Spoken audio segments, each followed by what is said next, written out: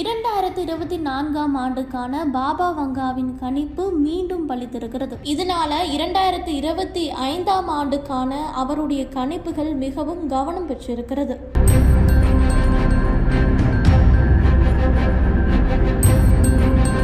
Bulgaria நாட்டைச் சேர்ந்தவர் பாபா வங்கா. 1911ஆம் ஆண்டு பிறந்த இவருடைய நிஜ பெயர் பாண்டேவோ டிமிட்ரோவா. தன்னுடைய 12 வயதில் சக்தி வாய்ந்த புயலில் சிக்கிய பாபா வங்கா தன்னுடைய கண் பார்வையை இழந்தார். இருப்பினும் இந்த துயர சம்பவத்திற்கு பிறகு எதிர்காலத்தை கணிக்கும் சக்தியை பாபா வங்கா பெற்றதாக சொல்லப்படுகிறது. அதன்படி பிரிட்டன் இளவரசி டயானாவின் மரணம், அமெரிக்காவின் இரட்டை கோபுரம் மீதான தாக்குதல், கொரோனா பெருந்தொற்று போன்றவை பாபா வங்காவின் கணிப்புகள்ல கண்கூடாக நடந்திருக்கிறது. இதனால் புத்தாண்டு வருகிறது என்றாலே பாபா வங்காவின் கணிப்புகள் கவனிக்கப்படும். 2022ஆம் ஆண்டு பிறக்க இன்னும் சில நாட்களே இருக்கின்றது. அதற்கான பாபா வங்காவின் கணிப்புகள் வெளியாகி இணையத்துல வைரலாகி வருகிறது.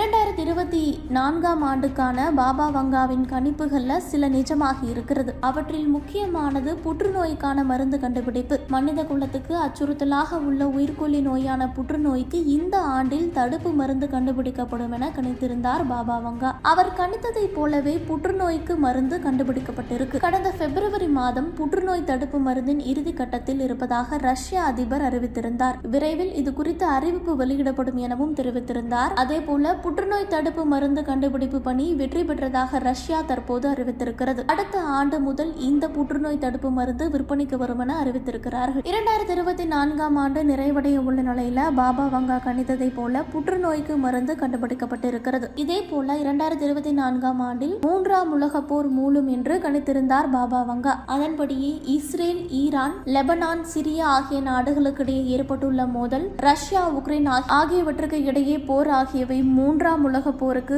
வழிவகுக்கும் வகையிலேயே அமைந்திருக்கிறது.